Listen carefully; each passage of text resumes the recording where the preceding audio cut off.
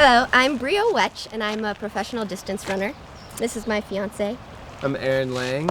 I'm a trail runner and licensed massage therapist. So today I'm going to take you through a little routine that I do to help keep my lower legs and ankles and feet mobile and strong. About a year and a half ago I had Haglund surgery on both of my Achilles. I don't remember exactly what they did, so he can help explain that. The biggest thing I know is that I had extra bone growing off of my heel, and so it was growing into my Achilles and just constantly slicing it.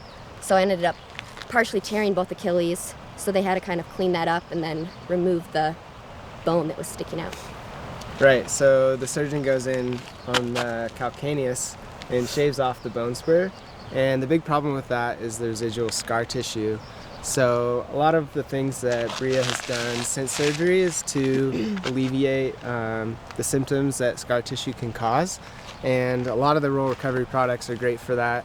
We'll get kind of creative with especially the R3, and yeah, here's some of the stuff that she likes to do to keep healthy.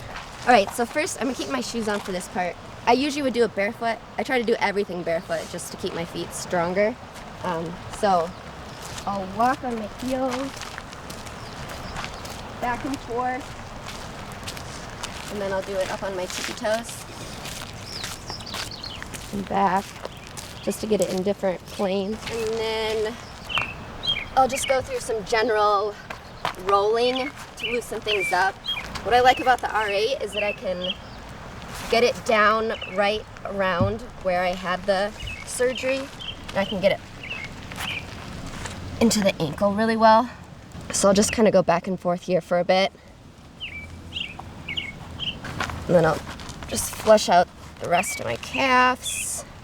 Another important thing with the ankle mobility in this area is right behind the shin here.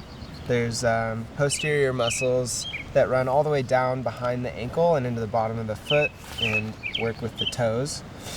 So the R8's really good because it can go right in behind the shin into that posterior pocket, and that's been a really good tool.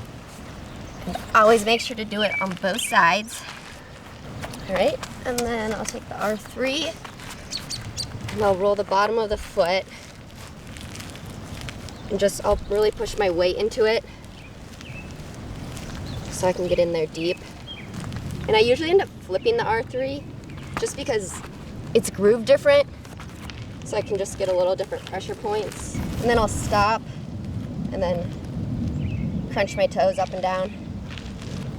And that's working those muscles that I was talking about earlier and kind of getting different pressure into getting the muscles to slide past one another.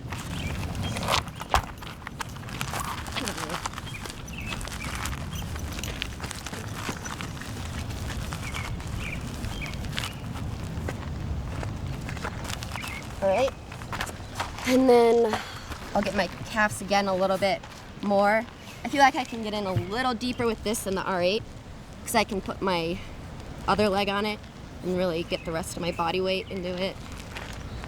And sometimes I'll stop in one spot and then flex my toe up and down, or foot. And this just helps work on some more adhesions in there, breaking them up. A lot of times it's good to separate the ankle and toe mobility into different segments, so you can pull the foot back, toes back, then curl the toes, and then point the foot, and then pull the toes back, and then pull the foot back. And that's just helping slide those muscles past each other, keep things mobile. Then I moved to some band stuff. I'll start by putting it under my foot. I'll put it under all of my toes except the big toe. And then I just lift up on it. And then, so it's pulling against my toes, and I just pull my toes down. So it's strengthening the muscles underneath, right? And I'll probably do 3 sets of 10. Or I'll just do them all at once and do 30. And I like to do this stuff usually before I run. I usually do something before I run to get warmed up. and get everything activated.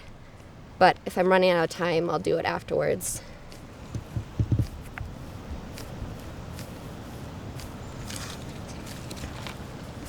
And all this stuff has just helped me stay healthy since having surgery.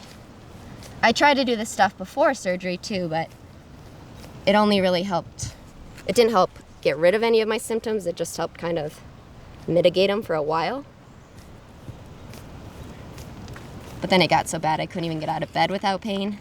So that's when we decided to have surgery. So I'll do big toe mobility. Yeah, but I don't do it with the band. So I'm really bad.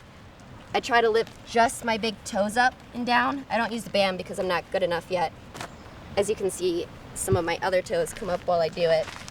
But the goal is to just bring the big toe up and down. So I've done some weird thing and wrapped it so that there's 2 loops.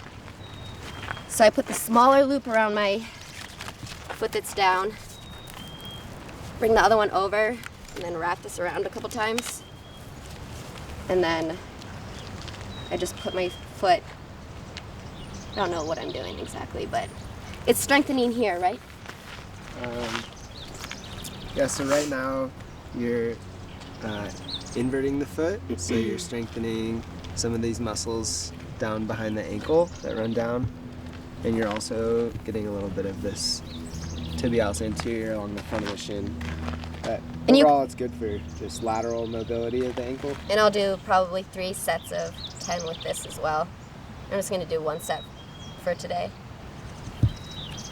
Yeah, it's also good with a partner or also using the coffee table. You can also do, so that was the inversion of the foot. You can also I'll do it. eversion outwards. So like I can hold this for her, wrap this just right around here, and then she can, I'll pull some tension, or you can just use a coffee table like connected over here, and then she'll move her ankle outward in the opposite direction as before, like that. Oh yeah.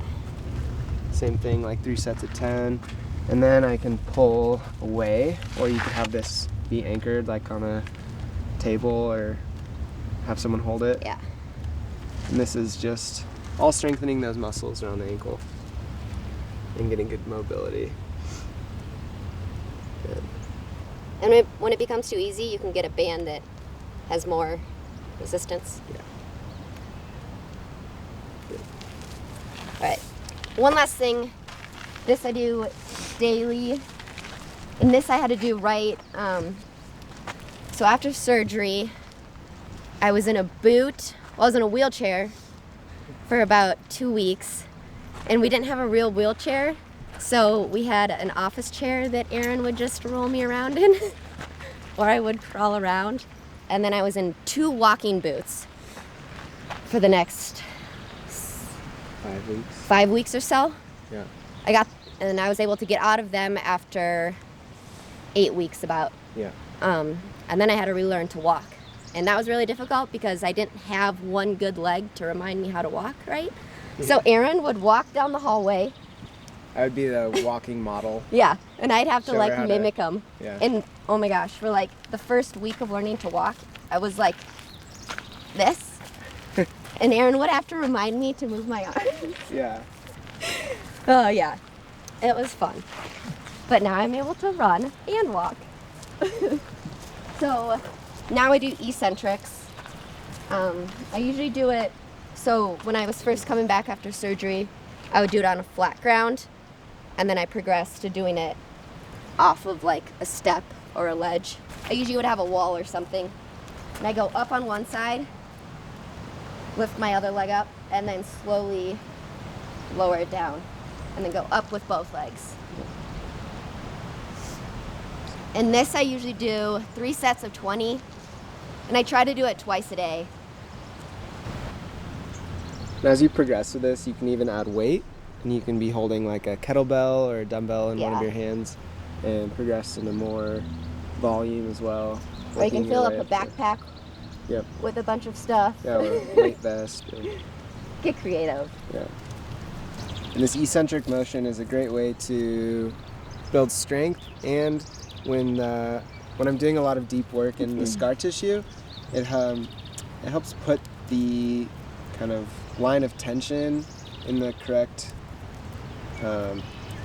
orientation, so that all those collagen fibers that I break up start to realign into the right direction.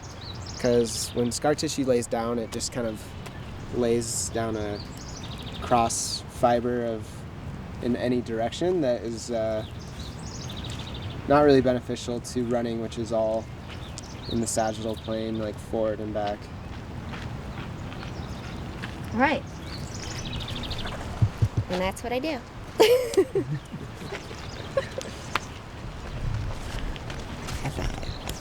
All right.